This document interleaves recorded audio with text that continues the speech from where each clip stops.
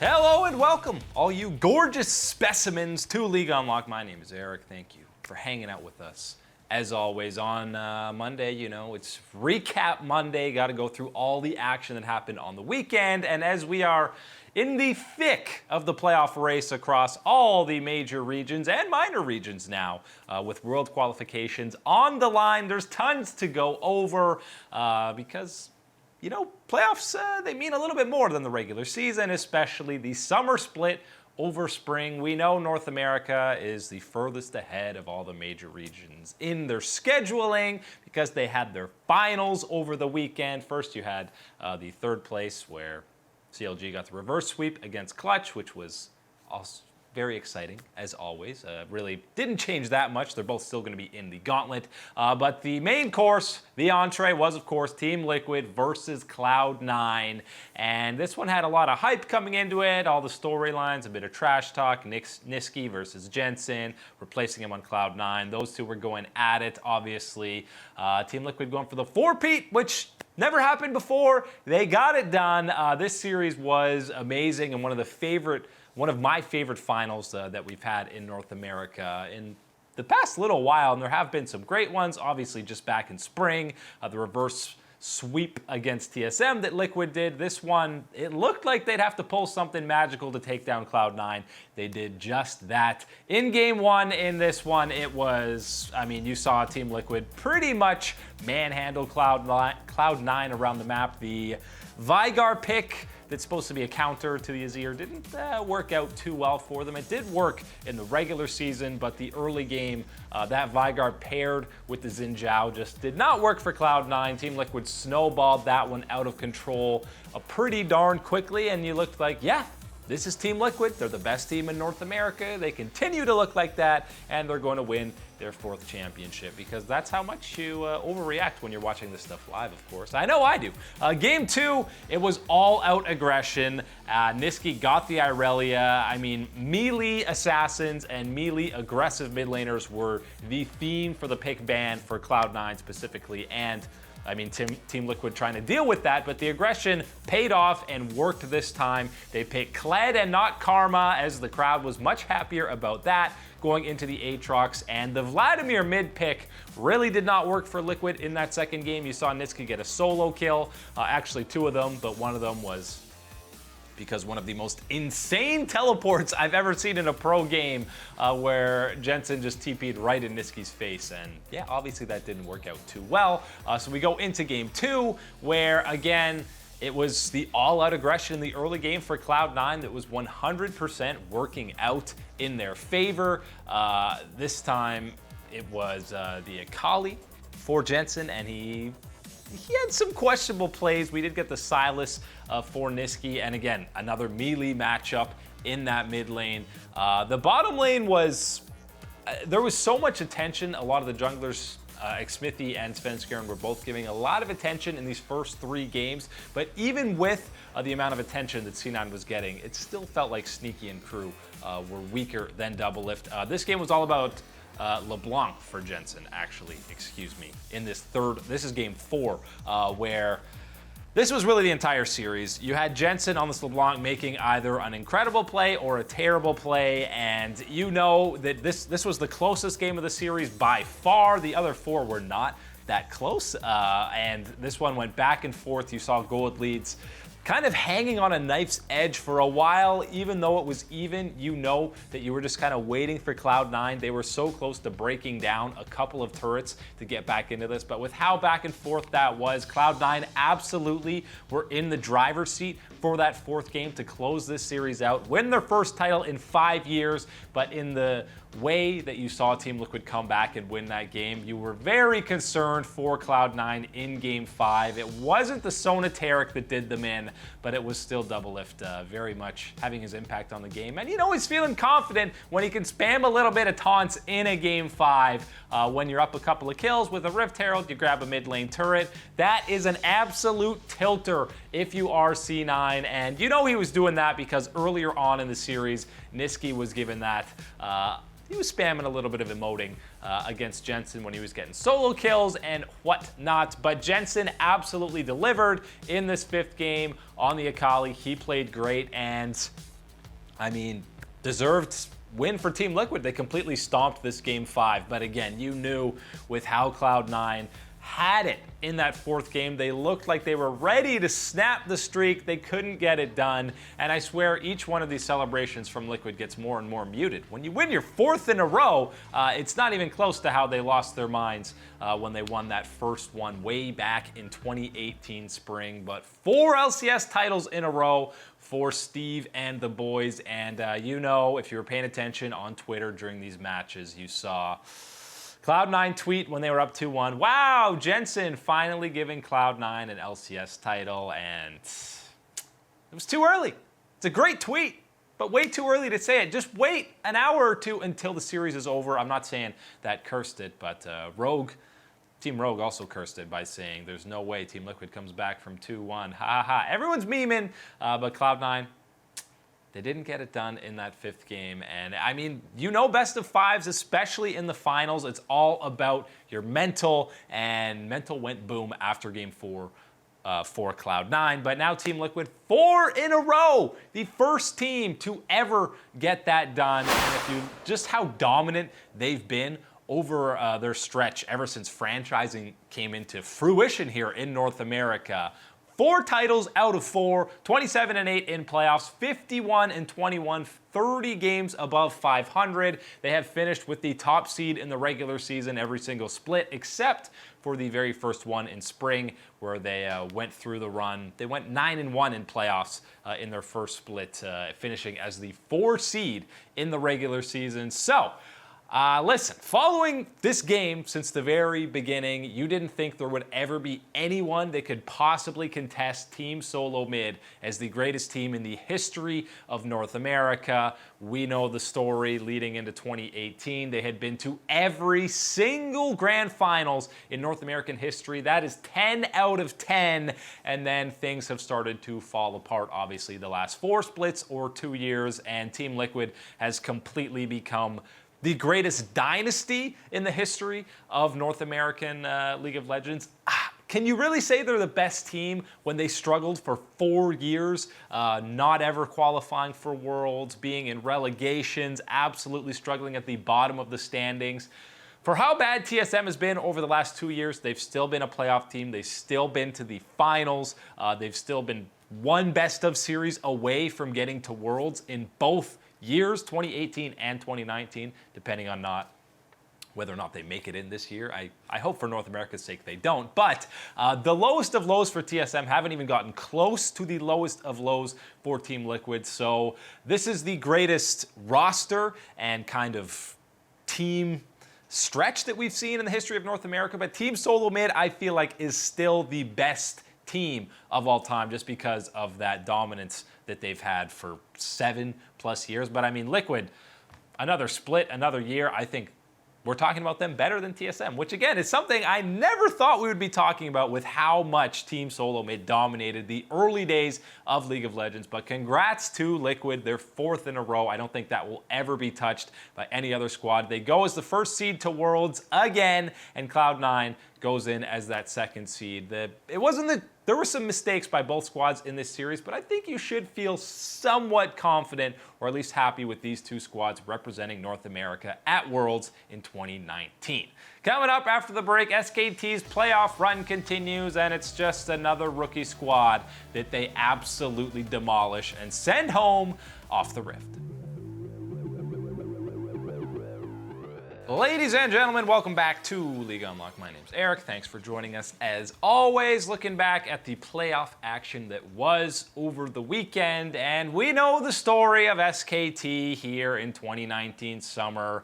They start with a 9th place, 1-5 start in the summer split. They go on a crazy win streak, then they slump again at the end of the regular season. They barely squeak into playoffs, and then they begin their run of demolishing not 1, but now 3 teams en route to qualifying for not only the finals in the LCK, but also the World Championship. But over the weekend, it was SKT versus Damwon, and this one had a lot of hype because of how badly Sadly, SKT demolished Sandbox in the first round of the best of fives, and considering Damwon just beat SKT very recently in the final week of regular season action.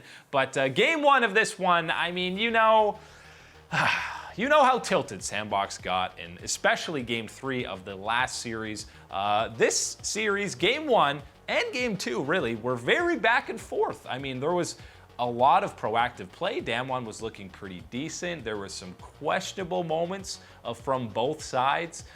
Just some kind of overall, why are you over there? Why are you getting caught out there? But we did get to see a lot more assassins in the mid lane. Faker on one of his most well-known and recognizable champions in LeBlanc. But game 1, I mean, it comes down to Damwon losing a 4v5 in the Baron pit. They try and force while Khan is split pushing. He just ends the game on Quinn to take game 1. And game 2, again, it was a lot of back and forth, a lot of trading objectives between the boys. And then again, it's just these fights that slightly went the way of SKT. This is the one where Teddy completely pops off on the Varus. We saw this Doublelift did it as well against C9. The machine gun Varus, when you're going on hit over that lethality build, the on hit one obviously can completely dominate a team fight. When you're not running a poke comp, he can be a hyper carry with that build, and that's what he was for Teddy in this one. And again, game 2 ended a lot like game 1. You forgot about Khan, you're losing a 4v5 basically, and he just ends the game on a split push this time. It was the rise for him. Faker actually got caught out a couple of times in this one on the Kiana, but it ended up not being much of an issue as game 2, again, it goes to SKT. And when you lose 2 games like that, to basically, it's not a backdoor, it's just you forgot about the top laner or you misplayed macro-wise, you're going to be tilted going into game 3. And how about dying a couple of times, not just once, twice at level 1, and it's even more than that. It gets to the top lane as well because Nuggery was the most tilted of anyone in this game. He's dying level 1 to Renekton. Well, what are you doing with the gangplank so far out? He dies here. I thought Sandbox and On Fleek in particular, their tilt reached another level in that 3rd game against SKT, but they did it even worse to Damwon here. They just got completely taken out of this series and out of this game mentally. Effort was on the pike, and he had a fantastic early game for them. We've been criticizing him a bit for getting caught out. That's really the main thing anyone on SKT is getting criticized for these days, is just dying unnecessarily. Effort cleaned that up big time in this series. His pike in game 3 was absolutely disgusting. And of course, the League gods show absolutely no mercy because they even gave SKT a triple infernal in this game. I mean, it was 24 kills to 4, I believe was the final. It's a sweep for SKT. They're going to the finals against Griffin, who absolutely are sweating seeing this playoff buffed form of SKT coming in. And the win streak rolls on 6-0 in these best of 5s now. And those 3rd games were absolute demolishing in the favor of SKT. So yes, Griffin should be a little bit concerned. There's no real pressure on them though, because they've already qualified for Worlds. So it's a little different than the previous best of 5 grand finals that they have been to. But SKT, this is what you wanted to see out of them come playoffs. I mean, top to bottom, they're performing well. Clid and Teddy, I think, were the best performers of the series. Khan has been great. Faker, we've seen moments of prime Faker, coupled with some of him getting caught out, but the peak is still there. He still absolutely can be the best mid laner on the planet. And Effort, doesn't look like Mata is getting his starting gig back anytime soon because the guy is playing out of his mind here in the playoffs. The LPL also had some action over the weekend. You had RNG versus LNG, fresh off their huge upset over IG in the opening round, and they're rewarded with one of the best teams in the LPL yet again, because that's how playoffs work against RNG. And this one was very interesting. It started out 2-0 easy for RNG, and then in game 3, it had the absolute craziness. This one was very back and forth. It was an absolute LPL fiesta in the best way possible because I swear team fights in the LPL have the highest mechanical upside that you ever see. Flandre was doing his absolute best to keep them in the game. He gets a pentakill here on the Akali.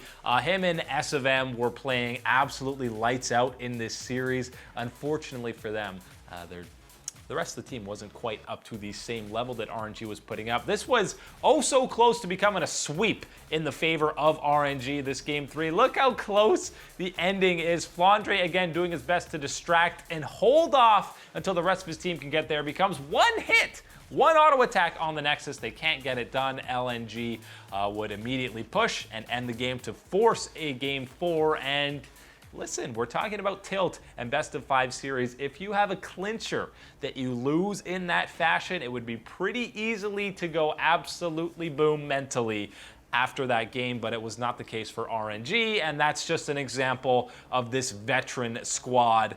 They have all the international experience. They have the LPL titles to back it up. They are not fazed by kind of blowing a game in that third one because, again, in Game 4, it was all about RNG. It was all about Ming and Uzi, as it tends to be. You see the CS numbers here on Xiaohu Zoe, and now that's not just because he's terrible at CSing. They were spoon-feeding Uzi, as RNG loves to do. He was getting farmed from pretty much any lane to just get as sizable a CS lead as he possibly could, and we know that that has worked for RNG in the past, but I think coming to international events here in 2019, that is not a valid strategy. You can't just be pumping gold into your hyper carry, AD carry in this meta, especially if you're going up against somebody like SKT, you're going up against G2, you're going up against Fun Plus, who are all about solo lanes and getting them ahead. It's just not going to cut it, RNG, when you're going and playing in this meta. So I was a little sad to see that, especially they reverted to this come playoffs. Xiaohu had an incredible regular season. He was the best player on RNG for the majority of the summer split. So I want to see him getting more resources. He's going to need to get more resources. And as well, I mean, the problems in the top lane, RNG need to figure out. Lang Zhu was better. He actually looked pretty good in this series, so that's positive for them. Karsa continues to be great, and it's got to be more than just Uzi. They don't need to put all their funnel resources into him because they got world-class players in other positions in as well. But either way, RNG versus TOP now in the semifinals, and it's Fun Plus versus Billy Billy on the opposite side. Billy Billy eliminated EDG. They are not going to Worlds. The streak is over. We'll be previewing all those semifinal matchups in the LPL later this week.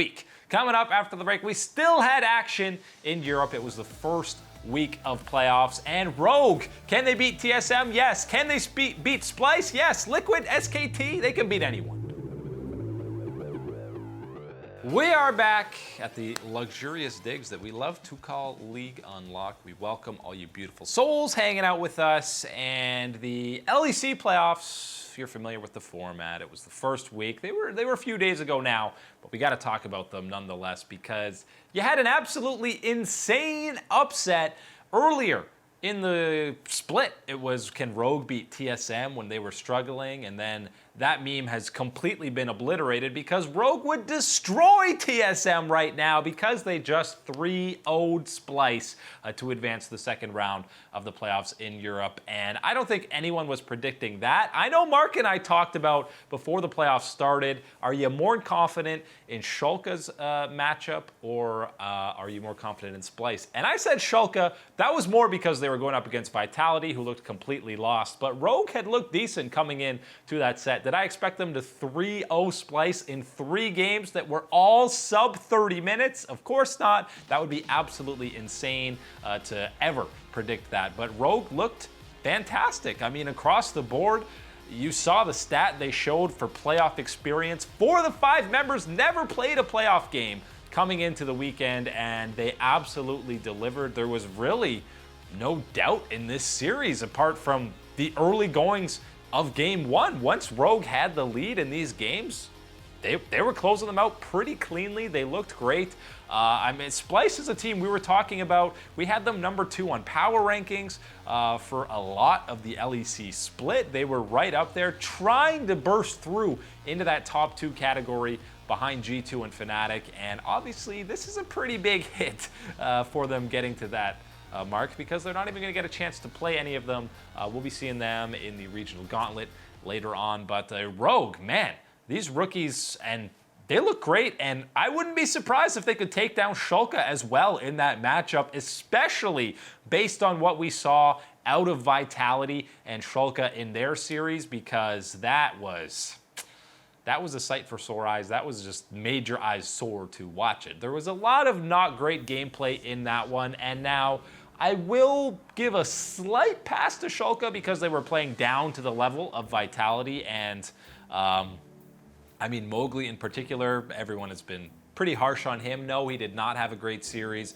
It's just the same issues across the board for Vitality. Cabochard is doing his best to carry them. Mowgli is struggling, getting caught out, dying where he shouldn't. Jizuke is still not at the form that we saw in 2018. And the bottom lane is an absolutely huge question mark. I think Upset and Ignar clearly won that matchup in that series. Upset is one of the best. He's right there with Perks. Right now is the best performing AD carries in Europe. But that being said, Schalke didn't look great. They should have closed it out in a sweep. They kind of blew that game 3.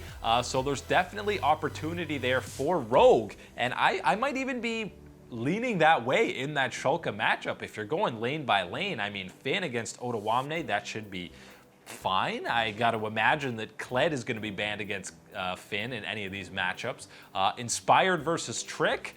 Trick's been great, but I think that's pretty even. I think Larson versus Abadaga, I'm taking Larson. I think he has been fantastic lately. He's just keeping the memes of EU mid laners true. I mean, he's going to go to North America after this split probably when he carries Rogue to Worlds, and then TSM will replace Bjergsen with him, something like that. But I like that. Really, the only big advantage I'd give Schalke to is that bottom lane. But if Woolite and Vander just start playing Sona Taric, Garen Yumi every game, well, all of a sudden, Upset might not be having as big an impact. So I honestly think Rogue has a chance to take down Schalke and advance to that next round and play the loser of Fnatic G2, which, by the way, can I just say I am so happy we'll be get to seeing this weekend at least one best of 5 from those squads. You know you wanted it. You know we were denied it in that spring split with Origin. Well, Origin is nowhere to be seen in these playoffs. So Rogue, what an absolute incredible turnaround for them from spring to summer, and for Fnatic and G2. And don't worry, we'll be previewing all these matchups again later in the week, because there's semifinals and finals pretty much across the board in all these major regions. But that Fnatic versus G2, I don't really see Fnatic actually having any chance of winning the series. I would be hard-pressed to even see them win 2 games against G2, because that's just how insanely dominant they have been over the last, well, all of 2019, really. They've been that good. But Schalke versus Rogue, there's very much a chance for a little bit of upset there. And I'm not talking about upset popping off on the Kai'Sa. I'm talking about Rogue upsetting Schalke. And is that really even an upset now after what Rogue did to Splice? And just watching those 2 best of 5s, you've got to be feeling more confident in what Rogue did against Splice than how Schalke got their win against Vitality. So maybe it is a Cinderella run for 4 almost rookies on Rogue, and I'm excited to see where it goes. But that's all the time today for League Unlocked. My name's Eric. Thank you guys for hanging out, and we'll catch you next time.